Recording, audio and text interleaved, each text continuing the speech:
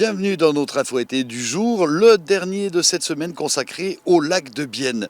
Et pour ce dernier jour, nous allons enfin savoir ce qui se passe sous les eaux de ce plan d'eau grâce à un plongeur passionné, Samuel Rohr. Ça fait depuis près de 30 ans qu'il plonge ici dans le lac de Bienne et on l'attrape quand il sort de sa plongée du jour. Qu'est-ce qu'il y avait à voir aujourd'hui sous l'eau? Alors aujourd'hui on a vu quelques perches, des bancs de perches surtout. Et on a vu des algues, enfin les herbes dans l'herbier, c'est très joli. La visibilité n'était pas au top en haut, mais en bas c'était correct. Et peut-être qu'on va voir ça tout à l'heure puisqu'on vous a donné une caméra avec. Mais avant de se plonger dans les eaux du lac de Bienne, voilà l'info du jour. Bienvenue dans cette info flash. Les incendies de forêt, un défi nouveau. Les sapeurs-pompiers de Moutier y sont de plus en plus confrontés. Le dernier en date s'est produit lundi sur la montagne de Rémeux. Et puis on vous parle de Millésime, une marque d'habits made in Saint-Imier. Émilie Zeller, styliste autodidacte, se bat pour un retour de la slow fashion dans la région. Et ce soir, c'est le coup d'envoi du festival Art Beat Bienne. Rendez-vous sur la place Robert-Walser. 500 mètres carrés de forêt en flammes, c'est cette surface que les pompiers ont dû éteindre lundi dernier sur la montagne de Rémeux, près de Moutier. Le risque d'un nouvel incendie dans les forêts de la région est toujours important malgré la pluie de ces derniers jours, assure le commandant des pompiers de Moutier. Le risque d'incendie est à 4 sur 5 dans 23 cantons du pays. Souvent, c'est l'accessibilité qui nous pose problème et puis le manque d'eau sur place. Donc, c'est déjà une inquiétude de ce point de vue-là. Et puis après, c'est qu'on a encore moins de temps pour réagir, pour limiter les dégâts. Aujourd'hui, on peut remarquer qu'il y a aussi de la bise. Ça, c'est vraiment un facteur aggravant qui va encore contribuer à développer le feu très rapidement. Pour éteindre un incendie dans ces conditions de sécheresse, il faut d'importantes forces d'intervention et un matériel prêt à l'emploi, contrôlé dans les moindres détails.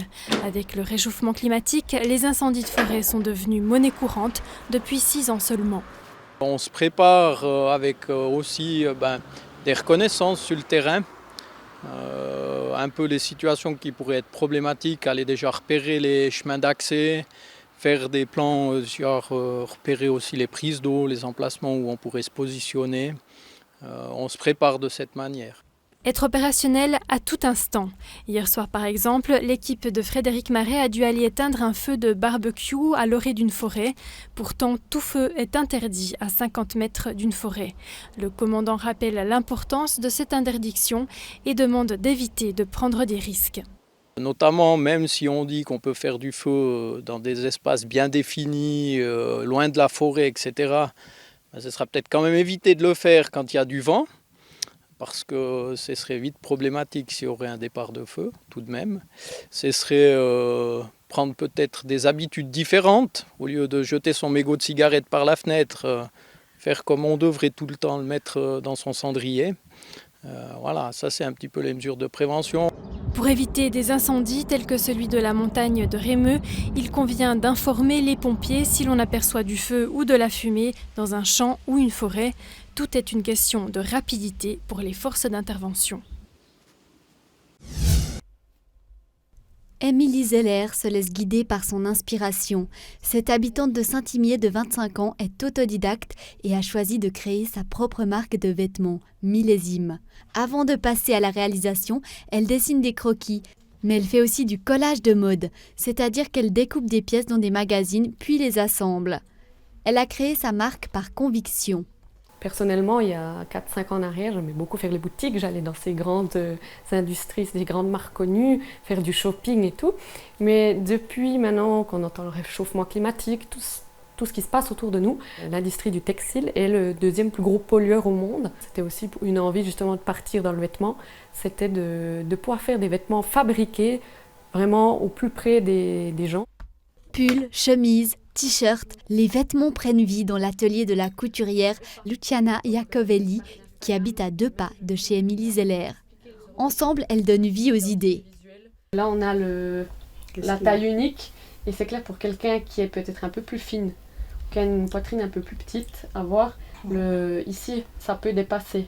Pour élaborer un nouvel habit, il faut entre 6 et 8 heures de travail. Mais c'est ce qui plaît à Luciana Iacovelli, qui exerce un métier qui se raréfie. Je peux vous donner l'exemple d'il y a 30 ans en arrière encore. Ça marchait super bien, il y avait beaucoup de sur-mesure, tandis que maintenant on est plus réduit aux retouches, recostumiser les vêtements, les réparations. C'est plus ça parce que les gens, c'est j'achète, je jette, j'achète, je jette.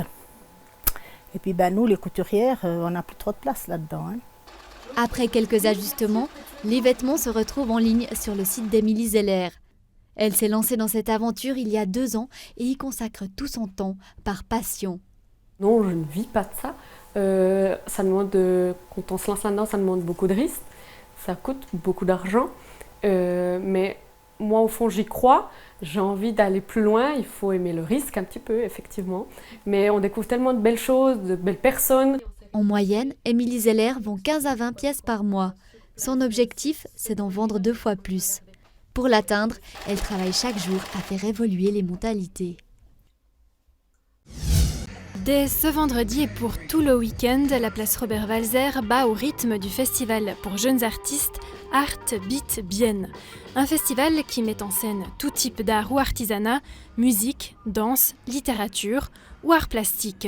3 jours de festival donc pour cette 8e édition. Samedi après-midi, un workshop gratuit est offert au public. Il fait partie du concept, explique Aline Schupbach, membre de l'organisation du festival. L'équipe, c'est des jeunes. Les personnes sur les stages, c'est des jeunes, mais on veut que tout le monde peut passer ici et boire une bière, s'asseoir, écouter de la musique. Ouais. C'est pour tout le monde. Ça, c'est vraiment ce qui est important pour nous. C'est pour ça qu'on aime aussi le lieu ici, derrière la gare où des gens passent. Et ouais, on se rencontre ici. Retrouvez dimanche une petite rétrospective du festival Art Beat Bienne dans notre émission d'info.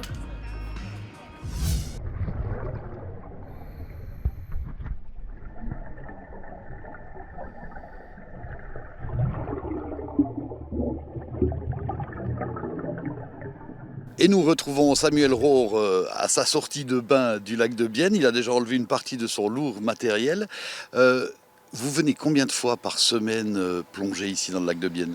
Alors en principe, j'essaie de me plonger 2 fois par semaine. Et si ça va bien, même 3 fois par semaine, toute l'année. Avec la neige, sans la neige, le soleil, à la pluie. Est-ce que ça change quelque chose au fond du lac ? Parce qu'ici, vous pouvez descendre jusqu'à 40 mètres environ. Est-ce que l'eau est toujours la même ? Est-ce que la température est toujours la même ? Non, alors ici, à la surface, elle pense qu'elle doit avoir, j'ai pas regardé, mais elle doit avoir dans les 21, 22.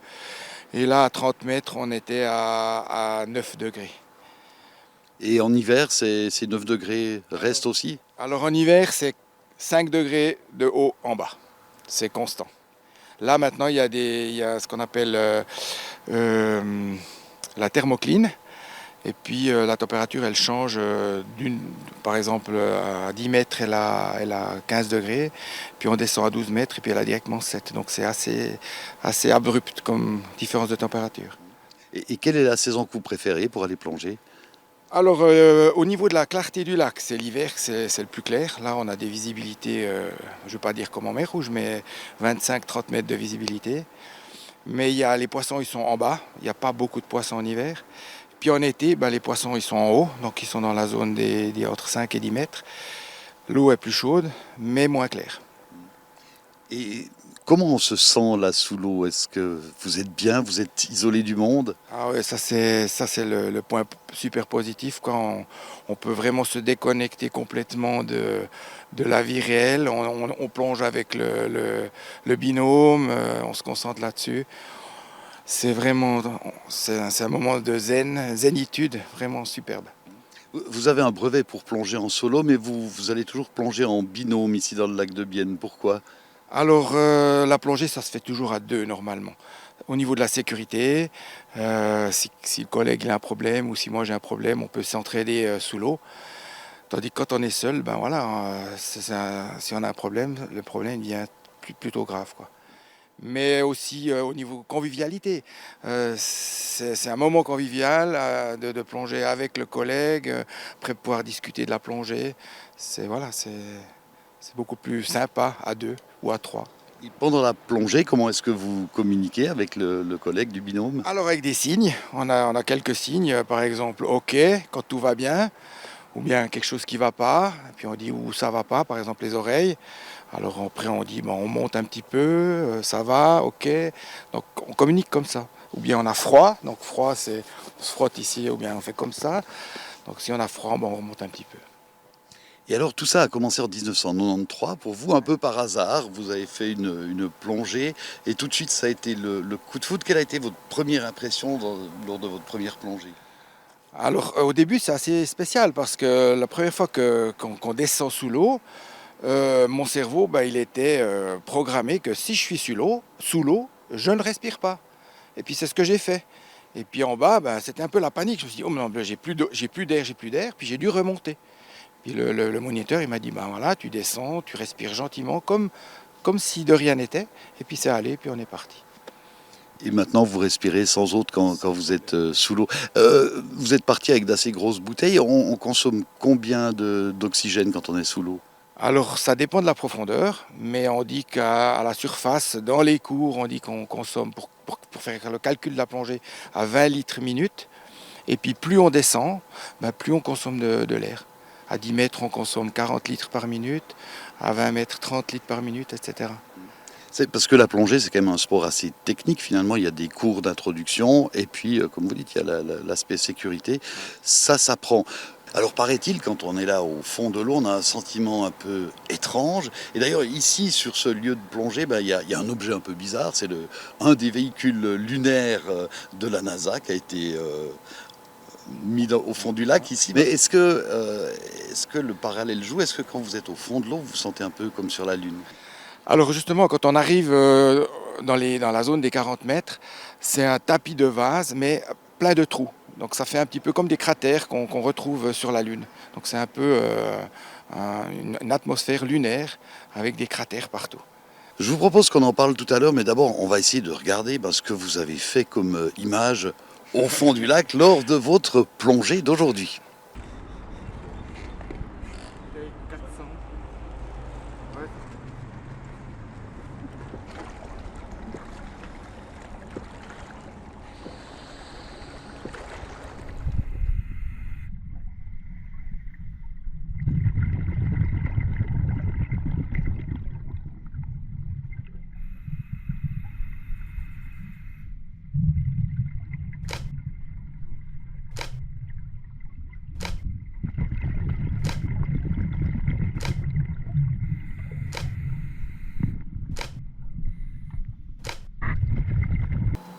Alors c'est sûr, quand on voit des images comme ça, ça pourrait peut-être donner envie à certaines et à certains de se lancer dans la plongée. Alors Samuel Rohr, qu'est-ce qu'il faut faire pour commencer à plonger? Alors le plus simple, c'est de prendre contact avec les différents clubs ou écoles de plongée de la région de Bienne, du lac de Bienne.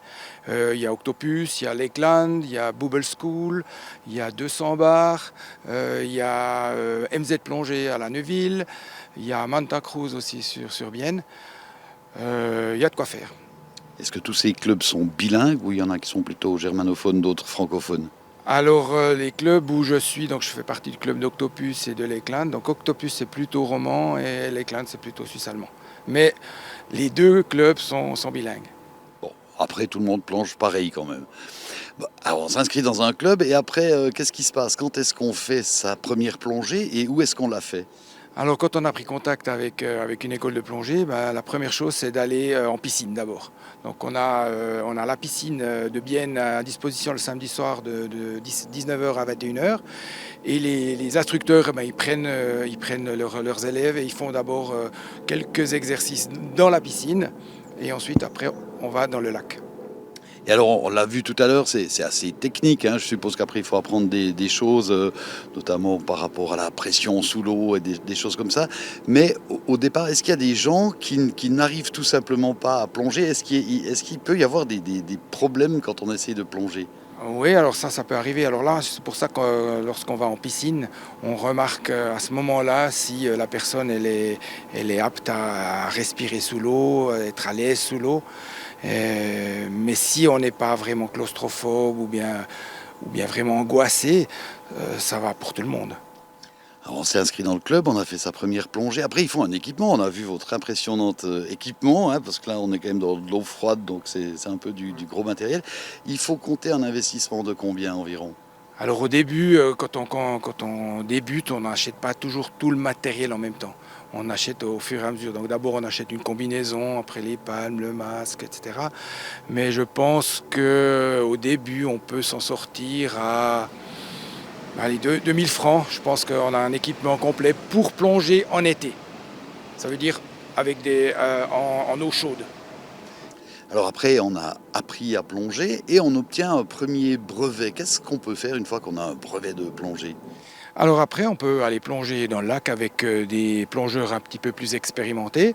Dans nos clubs, on a ce qu'on appelle la plongée club qui se déroule le mardi soir, fin de journée. Et là, tous les débutants, tous les avancés, tous ceux qui ont envie de faire une plongée, ils viennent s'exercer et puis on plonge comme selon son niveau, bien sûr. Alors là, on est en été au bord du lac, il fait beau, l'eau est chaude, ça donne presque envie d'aller plonger, mais aller se jeter dans l'eau du lac au mois de novembre, c'est pas évident. Peut-être que les gens se font un peu une autre idée de la plongée. La plongée, c'est pas plutôt la mer Rouge, les requins, de l'eau à 25 degrés? Oui, alors c'est clair que si on fait tous nos exercices, tous nos brevets ici en lac, après le but c'est aussi d'aller justement dans les mers chaudes où on a une meilleure visibilité, où l'eau est plus chaude, où on voit beaucoup plus de sortes de poissons, beaucoup plus de couleurs. Donc c'est plus facile de plonger dans des mers chaudes. Est-ce qui veut dire que les plongeurs suisses sont particulièrement bien formés? Oui, je pense que ça c'est un grand plus qu'on a. Donc tous les plongeurs qui font un brevet en lac, quand ils vont passer leurs vacances dans une mer chaude, c'est beaucoup plus facile. C'est chaud, là, il y a de la visibilité, c'est vraiment... Les plongeurs suisses, ce sont des bons plongeurs à l'étranger. Et quel contact vous avez ici sur le lac de Bienne avec les plongeurs professionnels, peut-être ceux de la police et ceux des archéologues qui travaillent en face? Est-ce que vous collaborez parfois avec eux? Alors moi personnellement, j'ai jamais collaboré avec la police ou bien avec les archéologues, mais on collabore de temps en temps avec les pêcheurs quand ils ont perdu une nasse pour aller la rechercher, la remonter. Des fois avec des privés qui veulent contrôler leur chaîne d'amarrage pour leur bateau. C'est des petits travaux comme ça qu'on fait. Et puis à force de descendre au fond du lac, vous avez quand même dû trouver des choses un peu bizarres. Quel est l'objet le plus insolite que vous ayez remonté du lac? Alors une fois c'était quand même bizarre, j'avais trouvé un sac en plastique lesté avec un caillou. Je me suis dit je le prends, de toute façon le sac en plastique je le ramasse, puis en haut je l'ai ouvert et puis il y avait un passeport d'une dame allemande. Et c'était assez bizarre parce que je me suis dit, là, si le passeport est au fond du lac, lesté par un caillou, j'espère que je ne trouve pas non plus la dame quelque part sous l'eau. Mais j'ai rapporté le passeport à la police. Et puis après, voilà, j'ai plus rien entendu. Sinon, jamais de crâne, jamais de squelette. Non, jamais. Samuel Rohr, merci beaucoup de nous avoir parlé de la plongée dans le lac de Bienne. Et bonne prochaine descente. Merci. Voilà, c'est la fin de notre info été et c'est la fin de cette série consacrée au lac de Bienne. La semaine prochaine, ce sera un autre sujet. Surprise.